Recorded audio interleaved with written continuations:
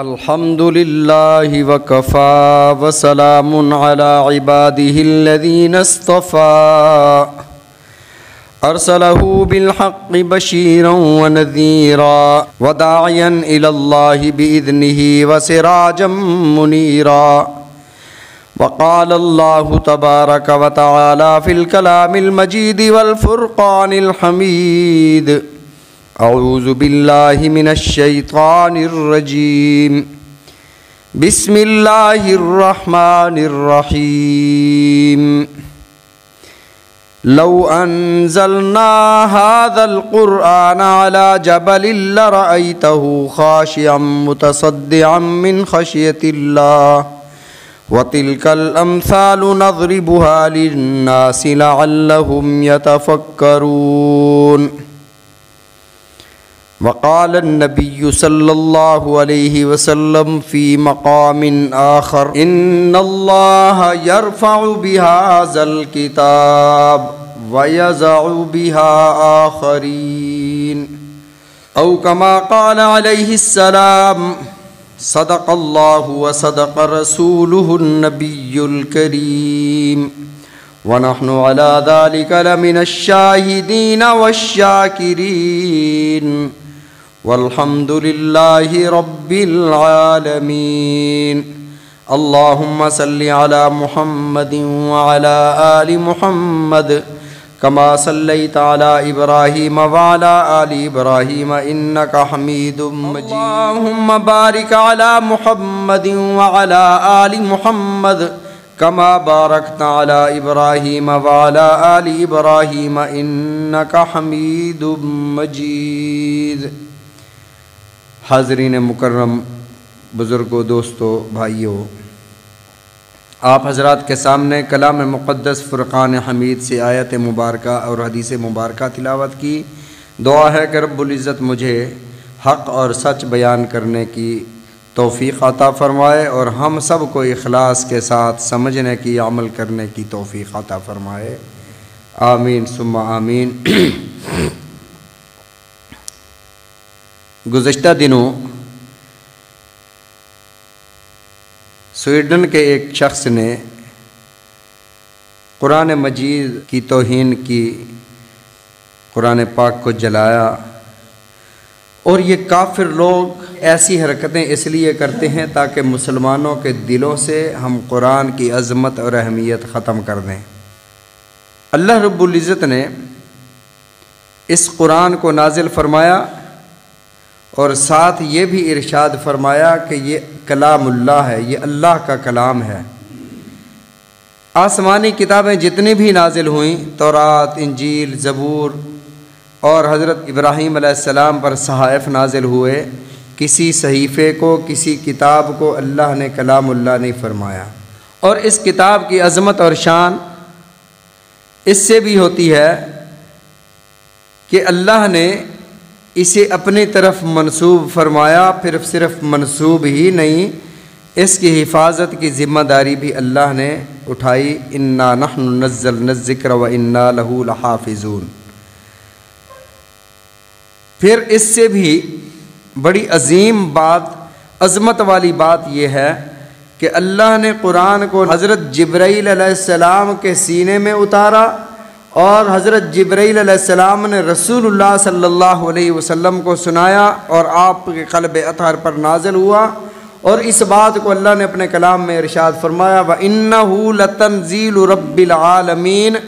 یہ رب العالمین کی طرف سے نازل شدہ کتاب ہے. نزل بہ الروح الامین.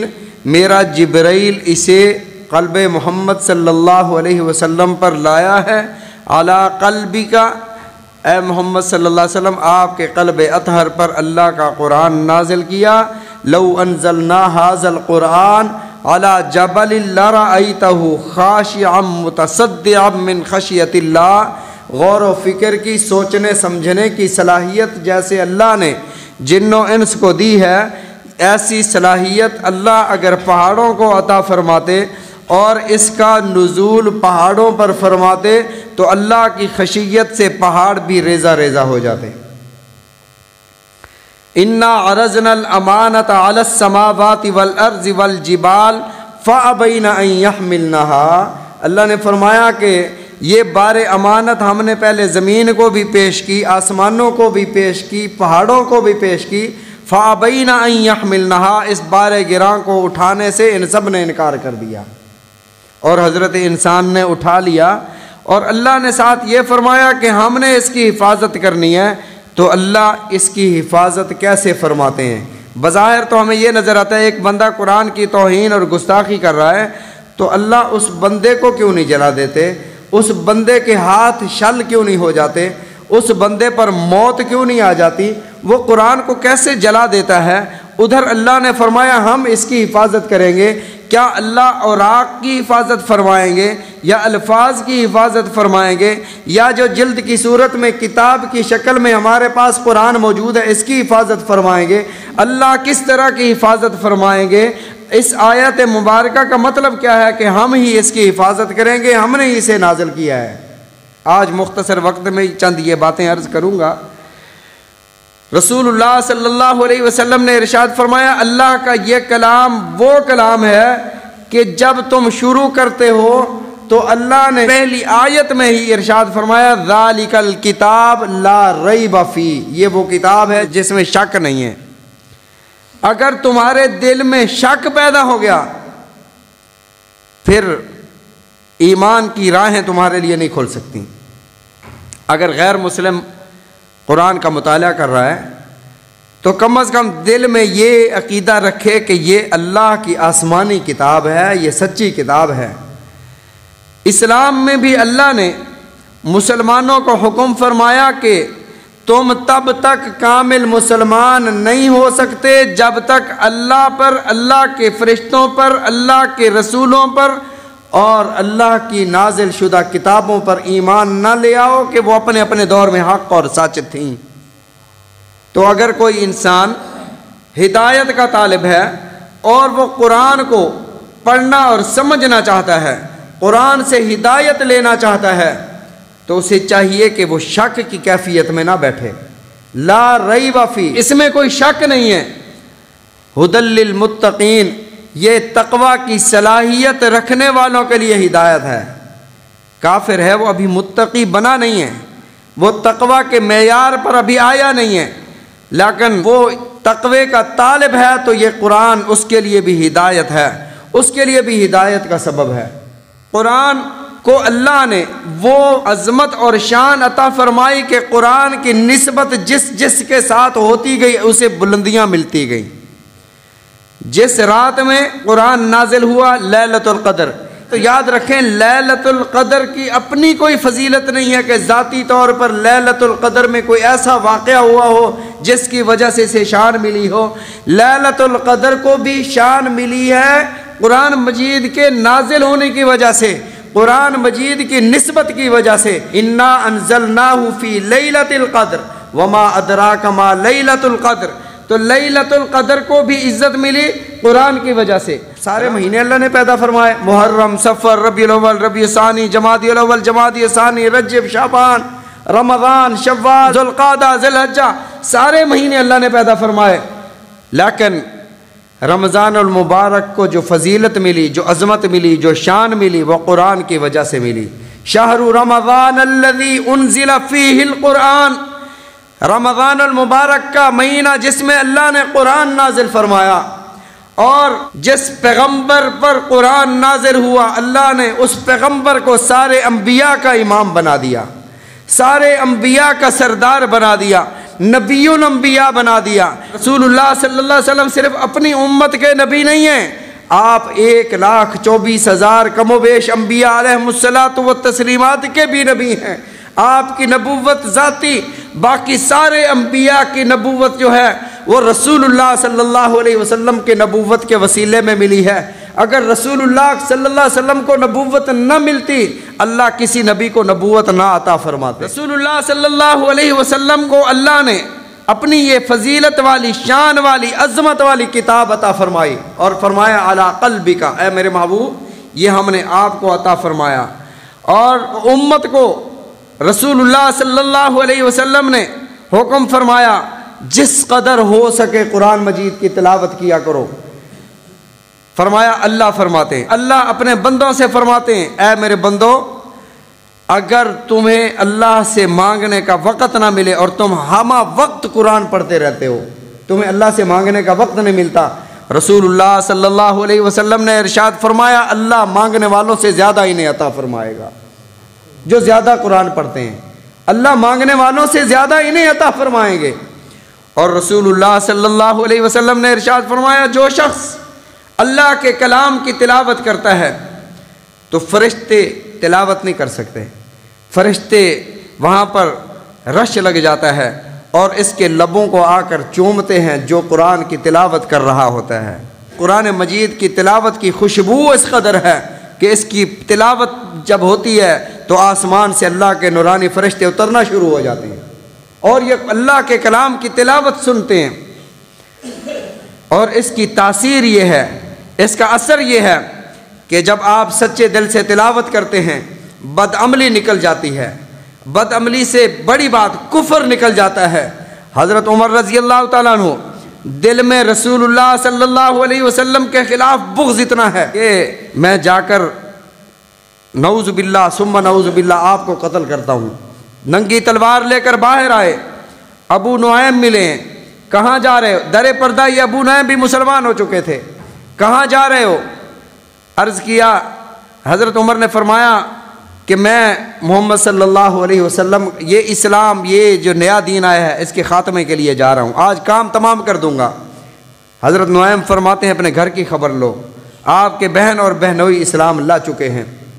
حضرت عمر رخ بدلتے ہیں اور اپنی بہن کی گھر کی راہ لیتے ہیں، دروازہ کھٹکھٹاتے ہیں، اندر سے قرآن مجید کی تلاوت کی آواز آ رہی ہے، تھوڑی دیر کھڑے ہو کر سنا، دروازہ کھلا، اندر تشریف لے گئے، غصہ اس قدر ہے کہ بات کوئی نہیں سنی، مارنا شروع کر دیا، اس قدر مارا کہ بہن لو لہان ہو گئی، بہنوئی چھپ گئے۔ تو بہن کہتی ہے عمر تیری رگوں میں خطاب کا خون ہے تو میری رگوں میں بھی خطاب کا خون ہے، تو اگر کفر پر اتنا پکا ہے تو میں بھی خطاب کی بیٹی ہوں، میں بھی محمد کے دین کو نہیں چھوڑ سکتی۔ حضرت عمر رضی اللہ تعالیٰ عنہ نے فرمایا اچھا فاطمہ وہ لا تو صحیح، وہ کون سی کتاب تھی، وہ کون سے الفاظ تھے، وہ کون سے جملے تھے جو تیرے لبوں سے نکل رہے تھے؟ وہ فرماتی ہیں پہلے جاؤ وضو کرو، غسل کرو اور پاک صاف ہو کر آؤ، ناپاک لوگ اللہ کی کتاب کو، ان الفاظ کو ہاتھ نہیں لگا سکتے، لا یمسہ الا المطہرون، میرے اللہ کا حکم ہے کہ اسے صرف پاک لوگ ہاتھ لگائیں۔ حضرت عمر جاتے ہیں، غسل فرماتے ہیں، واپس آتے ہیں اور ان کے پاس جو اوراق تھے اس میں سورۃ طٰہٰ لکھی ہوئی تھی، طٰہٰ ما انزلنا علیک القرآن لتشقى الا تذکرۃ لمن یخشی تنزیلا ممن خلق الارض والسماوات العلی الرحمن علی العرش استوى له ما فی السماوات وما فی الارض۔ یہ تلاوت کرتی جا رہی ہیں، کفر نکلتا جا رہا ہے۔ حضرت عمر رضی اللہ تعالیٰ عنہ کی بہن نے تلاوت کی، آپ کے دل سے کفر نکل گیا۔ پھر فرماتے ہیں کہ مجھے بھی اسی نبی رحمت صلی اللہ علیہ وسلم کے قدموں میں لے چلو جن کی غلام تم بنی ہوئی ہو، میں بھی انہی کا دین قبول کرنا چاہتا ہوں۔ اسی ننگی تلوار کے ساتھ رسول اللہ صلی اللہ علیہ وسلم کی خدمت میں حاضر ہوئے۔ تو عرض کرنے کا مقصد یہ ہے کہ قرآن سن کر ان کے دل سے کفر نکل گیا۔ حضرت خلیفہ ہارون الرشید رحمۃ اللہ علیہ مسلمانوں کے وہ بادشاہ ہیں جن کی سلطنت 4 بر اعظم تک تھی، ان کی حکومت 4 بر اعظم تک تھی۔ ایک عیسائی ان کے پاس آیا کرتا تھا، امام قرطبی رحمۃ اللہ علیہ نے اپنی کتاب میں یہ واقعہ لکھا ہے، فرماتے ہیں کہ خلیفہ ہارون الرشید نے جب دعوت دی تو وہ بندہ کہنے لگا کہ میں بھی اپنے باپ دادا کے دین کو نہیں چھوڑ سکتا، انکار کر کے چلا گیا۔ کئی سالوں کے بعد آیا تو اس کی لمبی لمبی داڑھی ہو اور سر پہ عمامہ ہو، اور آ کر کہا کہ حضرت میں مسلمان ہو گیا ہوں۔ بھئی آپ تو مجھے انکار کر دیا کرتے تھے، آج کیسے مسلمان ہو کر واپس آ گئے ہو؟ اس نے کہا کہ عجیب بات ہوئی، میں جب یہاں سے نکلا تو میں نے ایک تہیہ کیا کہ دیکھنا چاہیے کہ سچا مذہب کیا ہے، سچا کون ہے، جھوٹا کون ہے۔ وہ کہتے ہیں کہ میں یہاں سے گیا میں نے تورات بھی لی، انجیل بھی لی۔ یہ دو کتابیں، زبور کے ماننے والے بہت تھوڑے ہیں، حضرت داؤد علیہ السلام کے، یہ دو کتابیں لیں اور ان دونوں کے کافی نسخے لیے اور ان کی اچھی جلد کروائی، اچھا بنایا، لیکن اس میں نے تحریفات کر دی۔ تحریفات کا مطلب یہ ہے تبدیل کر دیا۔ کہتے ہیں کہ جب میں عیسائیوں کے پاس گیا تو انہوں نے بڑی خوشی سے اس کی جلد دیکھ کر، اس کے صفحات دیکھ کر، اس کے اوراق دیکھ کر مجھ سے خرید لیں اور ساری کی ساری وہ کتابیں بک گئیں۔ پھر میں یہودیوں کے پاس گیا، وہ کتاب جو میں نے تبدیل کر دی تھی، تحریف کر دی تھی، وہ میں نے انہیں دی تو انہوں نے بڑی خوشی سے کہ سستی مل رہی ہیں تو لے لی۔ اسی طرح میں نے قرآن مجید کے ساتھ کیا، کچھ صفحات آگے پیچھے کر دیے، الفاظ آگے پیچھے کر دیے، ایک لفظ کی جگہ دوسرا لفظ لکھ دیا، ایسے تحریف اور تبدیل کر کے میں نے اچھی سی جلد بنائی، اچھے اوراق لگائے اور مسلمانوں کے پاس گیا۔ مسلمانوں نے جب کتاب دیکھی تو جس کو بھی دیتا تھا وہ دیکھ کے پہلے کھولتے تھے، پڑھتے تھے، پڑھنے کے بعد ان کا یہ جملہ ہوتا تھا کہ یہ قرآن مجید صحیح نہیں لکھا ہوا، اس لیے ہم اس کو نہیں خرید سکتے۔ تو مسلمانوں نے وہ قرآن مجید مجھ سے نہیں خریدے، میں سمجھ گیا ہوں اللہ کا قرآن، اللہ کی کتاب یہی سچی کتاب ہے اور یہی سچا مذہب ہے، اس کو دیکھ کر میں مسلمان ہو گیا۔ تو قرآن مجید اللہ کی وہ کتاب ہے جو شک و شبہ سے بالا تر ہے۔ حجاج بن یوسف بے شک کتنا ہی ظالم انسان تھا۔ حجاج بن یوسف جب یہ اعراب لگا رہا تھا، زبر زیر پیش، حضرت مصحف عثمانی پر زبر زیر پیش نقطے نہیں لگے ہوئے۔ آپ کو اللہ رب العزت مدینہ طیبہ لے جائے، مجھے بھی آپ کی برکت سے لے جائے، اللہ ہم سب کو مدینہ پاک کی حاضری ہم سب کے لیے قبول فرمائے۔ تو وہاں کے میوزیم میں مصحف عثمانی وہ اس دور کا ابھی بھی رکھا ہوا ہے، اس میں زبر زیر پیش نقطے نہیں ہیں۔ تو حجاج بن یوسف نے جب نقطے زبر زیر پیش لگوانا شروع کیے، اعراب اسے کہتے ہیں، اعراب لگوانا شروع کیے، تو یہودیوں کا ایک وفد آیا اور انہوں نے آ کر کہا کہ سورہ رحف کے اندر ایک لفظ ہے کہ یہودیوں کی بستی کے پاس سے حضرت خضر اور حضرت موسیٰ علیہ السلام گزرے تھے، ان بستی والوں سے انہوں نے کھانا مانگا تو بستی والوں نے کھانا دینے سے، میزبانی کرنے سے انکار کر دیا۔ لفظ ہے فَأَبَّوْا أَن يُضَيِّفُوهُمَا، انہوں نے ان کی مہمان نوازی کرنے سے، میزبانی کرنے سے انکار کر دیا۔ تو آپ مہربانی فرما کر اتنا کریں، فَأَبَّوْا لکھا ہوا ہے، بے کا نقطہ نیچے سے اوپر لے جائیں اور ایک اور نقطہ بڑھا دیں، ایک نقطہ بڑھا دیں، وہ بن جائے گا فَأَتَوْا أَن يُضَيِّفُوهُمَا۔ اب معنی بن جائے گا کہ حضرت خضر اور حضرت موسیٰ علیہ السلام آئے تھے تو ان یہودیوں نے انہیں کھانا دیا تھا، تو ہم سے یہ داغ مٹ جائے گا کہ انہوں نے انبیاء کو کھانا کھلانے سے انکار کیا تھا۔ اس کے بدلے میں سونا، چاندی، جواہرات آپ منہ سے مانگو، جو آپ مانگو ہم آپ کو عطا کریں گے۔ حجاج بن یوسف نے کہا کہ آپ بیٹھو، سارے وفد کو کہا میں اس پر کچھ سوچ کے بتاتا ہوں۔ حجاج اندر گیا، تلوار لی اور سب کے سر قلم کر دیے، کہا کہ میرے اللہ کا یہی فیصلہ ہے، جو قرآن کی تحریف کا ارادہ رکھتا ہے اس کی سزا بھی قتل ہے۔ نبی علیہ الصلوۃ والسلام نے ارشاد فرمایا قرآن پاک کے بارے میں، فرمایا ان اللہ یرفع بہذا الکتاب، اس کتاب کے، اس قرآن کے ذریعے اللہ کئی لوگوں کو بلندیاں عطا فرما دیتے ہیں۔ جو قرآن سے جڑتا ہے اللہ اس کو عزتیں، رفعتیں، بلندیاں، شان، عظمتیں عطا فرماتے ہیں۔ گتا ہے، عام گتا ہے، کسی بھی کتاب پر آپ لگا سکتے ہو، لیکن وہی گتا اگر قرآن کے ساتھ جڑ جائے تو ہم گتے کو چوم لیتے ہیں، اس لیے کہ قرآن کے ساتھ لگ گیا ہے۔